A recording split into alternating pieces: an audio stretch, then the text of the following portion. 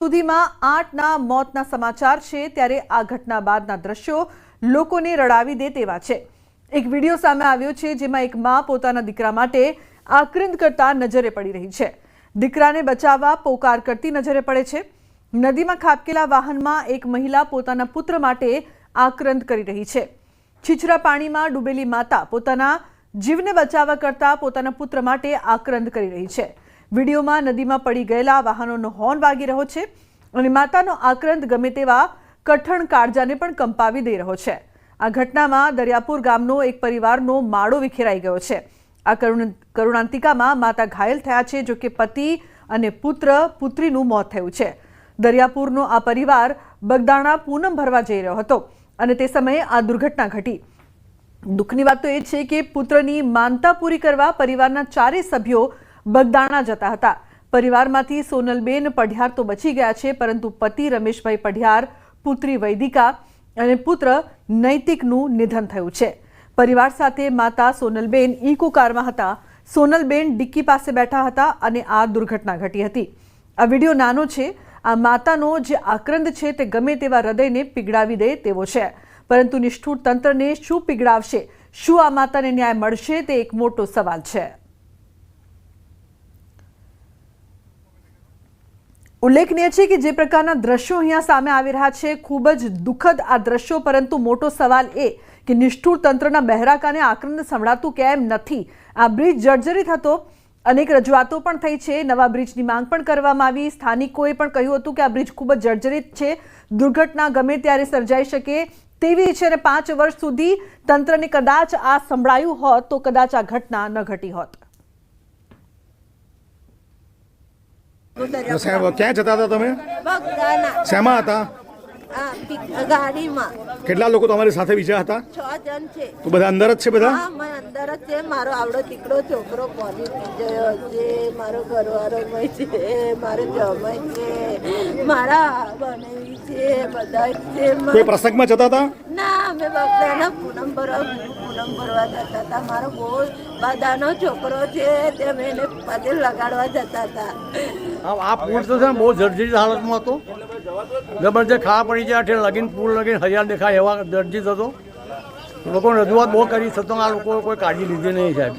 એટલે આ લગભગ 5-6 ગાડી અંદર જતી રહી, એક ઇકો છે અને બીજા કોઈ સ્કૂટરના રાહદારીઓ છે, સ્કૂટરવાળા। આ જે બ્રિજ તૂટ્યો ને એ લગભગ અડધો-પોણો કલાક પહેલી મારી કને મેસેજ આવ્યો, તરત જ હું આવી ગયો અને આવીને જોયું તો લગભગ 4 ગાડી અંદર પડેલી હતી, બીજી બાઇક બી છે। કેટલા લોકો મર્યા હશે? એટલે લગભગ મરણ ડ્રાઈવર તો હયાતમાં દેખાય છે, ટ્રકમાં મરેલો દેખાય છે, પણ બીજા અન્ય લોકો કદાચ મારા હિસાબ પર કદાચ મરણ થયા હોય। બચાવ કામગીરી તો અમે ચાલુ કરી દીધી। આ પુલ જર્જરિત થઈ ગયો તો એ પ્રકારનું સરકારે નિર્ણય કર્યો હતો, એની મુદત બી પૂરી થઈ ગયેલી હતી।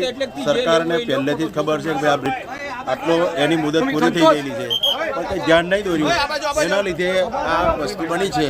આપણે કોઈની પર એવો દોષ નહીં આપતા, આપણે સરકારને જોવાનું હોય। આજે નિર્દોષ માણસોના જીવ લેવાયા ને। તો ગંભીરા બ્રિજ દુર્ઘટનામાં કોઈ પરિવારજનો માટે રડી રહ્યું છે તો કોઈ સારવાર માટે તડફડી રહ્યું છે। આવા જ દ્રશ્યો જોવા મળ્યા છે રેસ્ક્યુની રાહ જોતા યુવકોના। બ્રિજના પિલ્લર પાસે 2 યુવકો રેસ્ક્યુની રાહ જોતા નજરે પડ્યા છે। 2 યુવકોની આ લાચારી કહેતી હતી કે બચાવી લેજો। તો રેસ્ક્યુની રાહ જોતા આ 2 યુવકો જોવા મળી રહ્યા છે। કેવી લાચારી, કેવી કરુણાંતિકા છે। રેસ્ક્યુની રાહ આ 2 યુવકો જોઈ રહ્યા છે અને તેની વચ્ચે ઘણા બધા લોકોએ પોતાનો જીવ પણ ગુમાવ્યો હતો। ખૂબ જ દુઃખદ આ ઘટના છે, જેને લઈને રાજ્યભરમાં શોકનો માહોલ છે। પરંતુ આ સમગ્ર ઘટના બાદ અનેક સવાલો પણ ઉપસ્થિત થઈ રહ્યા છે કે જે પ્રકારની બ્રિજની હાલત હતી, કેમ કોઈ કામગીરી પહેલા કરવામાં ન આવી? હાલ જે દ્રશ્યો સામે આવી રહ્યા છે તેમાં 2 યુવકો કઈ રીતે ફસાયા છે, રેસ્ક્યુની રાહ જોઈ રહ્યા છે અને બચાવી લેવા માટે ગુહાર કરી રહ્યા છે। તો કરુણાંતિકા અને લાચારીના આ 2 દ્રશ્યો અહીંયા સામે આવી રહ્યા છે યુવકોના। મધ્ય ગુજરાતમાં સર્જાઈ છે મોટી કરુણાંતિકા। ગંભીરા બ્રિજ તૂટી પડતા 9 લોકોના મોત થયા છે, મૃત્યુઆંક વધવાની શક્યતા છે। મહી નદીમાં 4 વાહન પડ્યા। મધ્ય ગુજરાતથી સૌરાષ્ટ્રને જોડતો મહીસાગર નદી પરનો 45 વર્ષ જૂનો ગંભીરા બ્રિજ સવારે તૂટી પડતા હાહાકાર મચી ગયો હતો। આ ઘટનામાં બ્રિજ ઉપરથી પસાર થઈ રહેલી 2 ટ્રક, એક બોલેરો જીપ સહિત 4 વાહનો 2 કાંઠે વહેતી મહીસાગર નદીમાં ખાબક્યા હતા। જેમાં 9 વ્યક્તિઓના મોત થયા છે, જ્યારે 6 થી વધુ લોકોને રેસ્ક્યુ કરીને બચાવી લેવાયા છે. આ ઘટના બનતા મુજપુર સહિત આસપાસના ગામના લોકોના ટોળેટોળા સ્થળ પર ઉમટી પડ્યા હતા. તે સાથે પાદરા પોલીસે પણ ઘટના સ્થળે દોડી જઈને કાર્યવાહી હાથ ધરી હતી. ઉલ્લેખનીય છે કે સુસાઇડ પોઈન્ટ તરીકે કુખ્યાત આ બ્રિજ તૂટતા આણંદથી વડોદરા, ભરૂચ અને અંકલેશ્વરનો સંપર્ક તૂટ્યો છે. છેલ્લા ઘણા વર્ષથી જર્જરિત ગંભીરા બ્રિજ તૂટ્યો હોવાની જાણ મુજપુર ગામના લોકોને થતાં જ લોકો બચાવ કામગીરી માટે ઘટના સ્થળે દોડી ગયા હતા અને મહીસાગર નદીમાં પડેલા વાહનોમાંથી બહાર નીકળીને વહેતા પાણીમાં તરફડિયા મારતા 3 લોકોને બચાવી લીધા હતા.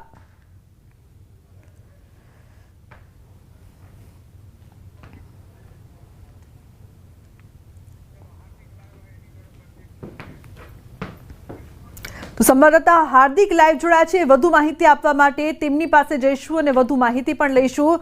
હાર્દિક, જે પ્રકારની સમગ્ર આ ઘટના સામે આવી છે, ઘણા બધા પ્રત્યક્ષદર્શીઓ પણ છે ત્યાં કે જે આપવીતી જણાવી રહ્યા છે કે કેવી પરિસ્થિતિ હતી. શું અપડેટ છે આપની પાસે હાર્દિક હાલની?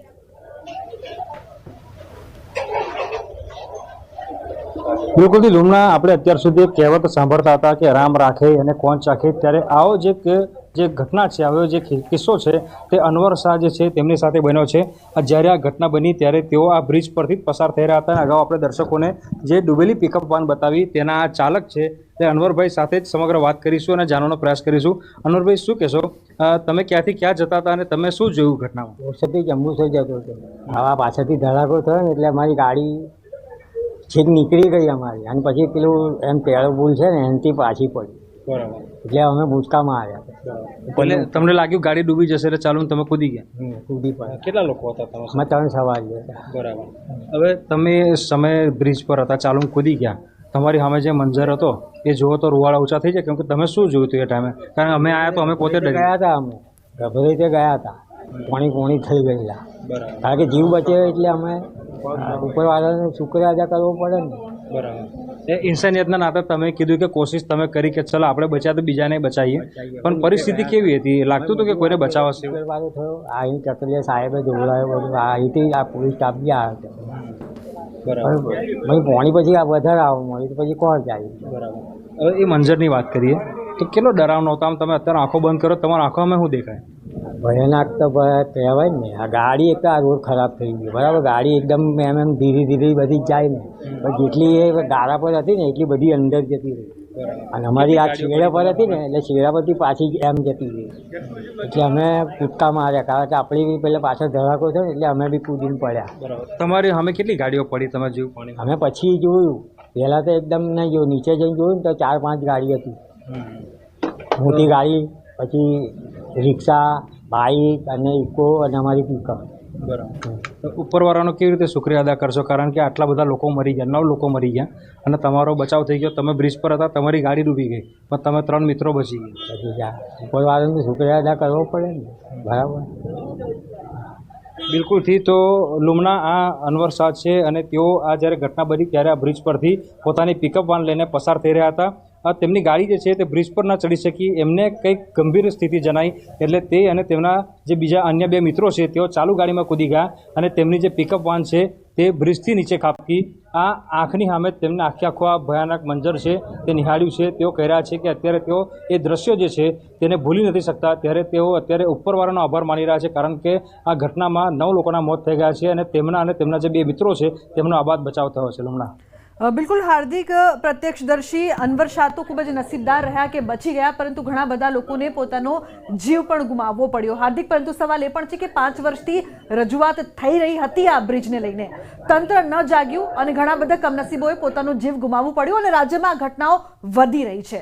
શું કહેશો, કોના પાપે?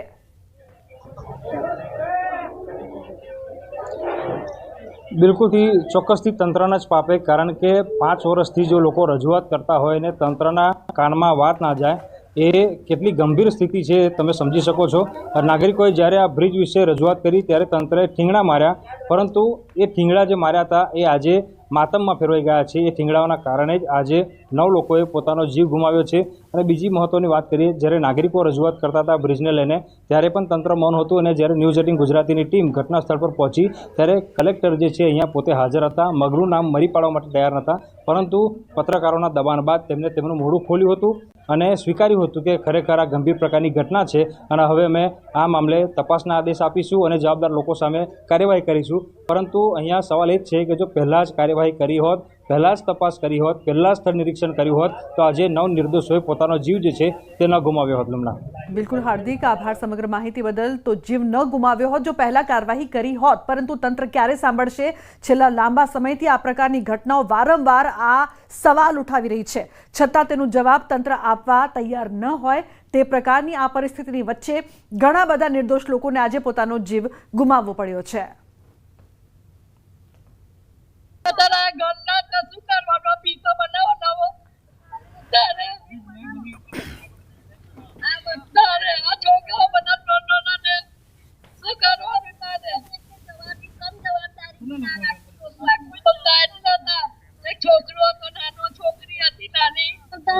આ લોકો પ્લેટ તૂટી જતા હું કામ કરી, કોઈ બચાય ના, બહુ બચાવવા કોશિશ કરી પણ પોલીસ વાળાએ કોઈ નહીં ના જવા દીધા.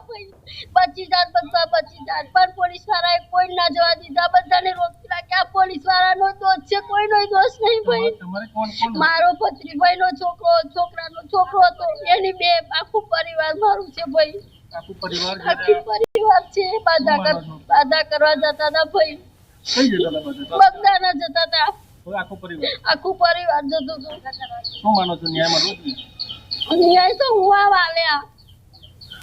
અમારો તો માણસ જતો રહ્યો. ભાઈ મારા ભાઈને એક જ છોકરો, એને એક જ છોકરો જતો રહ્યો, એની વાતો એ જતો રહ્યો. ભાઈ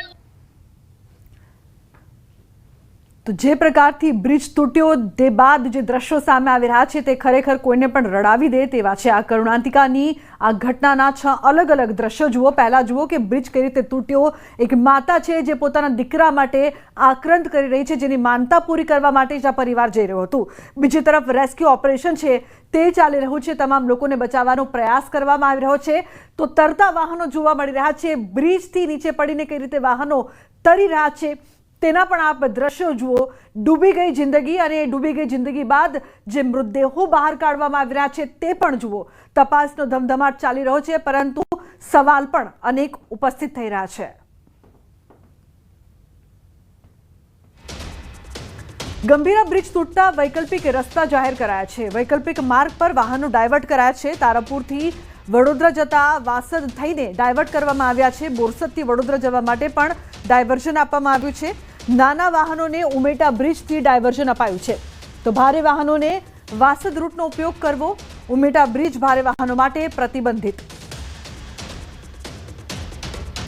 તો બ્રિજની કરુણાંતિકા પર તંત્રની હાસ્યાસ્પદ વાત. બ્રિજ તૂટી ગયા બાદ વાહનો પર પ્રતિબંધ મૂક્યો છે. બ્રિજ દુર્ઘટના બાદ તંત્રએ જાહેરનામું બહાર પાડ્યું છે. બ્રિજ ફરી કાર્યરત ન થાય ત્યાં સુધી વાહનો પર બંધી રહેશે. બોલો, બ્રિજ તૂટી ગયો અને હવે વાહન પર પ્રતિબંધ. જે પ્રકારની આ સમગ્ર ઘટના છે તે હાસ્યાસ્પદ છે. મૃતક પરિવારને રાજ્ય સરકાર આપશે 4 લાખ. કેન્દ્ર સરકારે 2 લાખની સહાયની જાહેરાત કરી છે. તો ઇજાગ્રસ્તો માટે 50,000 રૂપિયાની સહાય. બ્રિજ તૂટતા નદીમાં ખાબક્યા હતા 5 વાહનો, 2 ટ્રક, 2 ઇકો વાન અને 1 પિકઅપ વાન ખાબકી. હાલ નદીમાં રેસ્ક્યુ કામગીરી ચાલી રહી છે. રેસ્ક્યુ ઓપરેશન કરવામાં આવી રહ્યું છે. ઇમરજન્સી રિસ્પોન્સ સેન્ટરની ટીમ અને એનડીઆરએફની ટીમ પણ સ્થળ પર છે. વર્ષ 1985માં બ્રિજનું નિર્માણ થયું હતું અને અંદાજે 40 વર્ષ જૂનો જર્જરિત આ બ્રિજ હતો. બ્રિજ જર્જરિત હોવાથી 212 કરોડના ખર્ચે નવો બ્રિજ બનાવવા માટે મંજૂરી પણ આપી દેવાઈ હતી. જો કે બ્રિજ બંધ નહોતો કરાયો. દુર્ઘટના બાદ આણંદ, વડોદરા વહીવટી તંત્રના અધિકારીઓ પણ સ્થળ પર પહોંચ્યા છે. અગાઉ સ્થાનિક ગ્રામજનોએ પણ આ બ્રિજ જર્જરિત હોવાની રજૂઆત કરી હતી.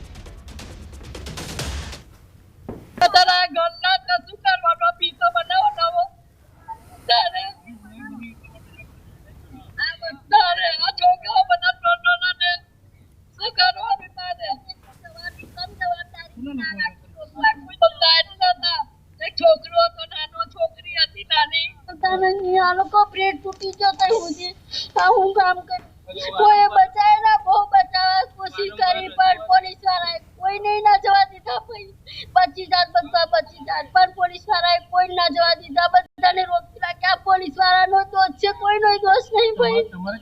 મારો ભત્રીભાઈ નો છોકરાનો છોકરો હતો, એની બે આખું પરિવાર મારું છે ભાઈ, આખી પરિવાર છે. બાધા કરવા જતા હતા ભાઈ, બગદાના જતા હતા, આખું પરિવાર જતું હતું.